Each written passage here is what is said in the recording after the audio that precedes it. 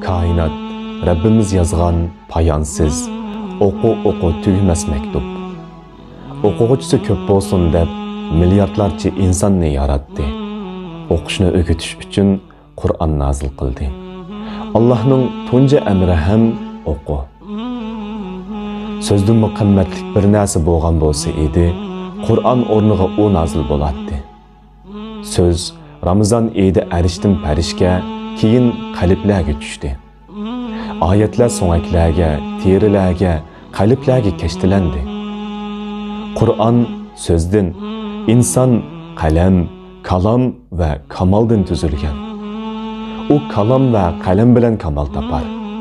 O'zini olamni go'zallashtirar. Rasululloh yezishni bilmaydi. Alloh o'qishni o'rgatdi. O'qib amal qildi. Uning izidan yurganlar yezishni biladi. O'qishni va amal qilishni Rasulullohdan o'rgandi. Ulardan o'lmas asarlar, o'chmas izlar qoldi. O'qishni bilmagan yozmasligi kerak. Yashamagan yozmas. Yozsimi ta'sir bo'lmas. Yashashni bilmagan yozolmas. Yezishni bilmagan yashay olmas. Yashagan oxiratda nimani o'qishni xohlasa, uni yozar.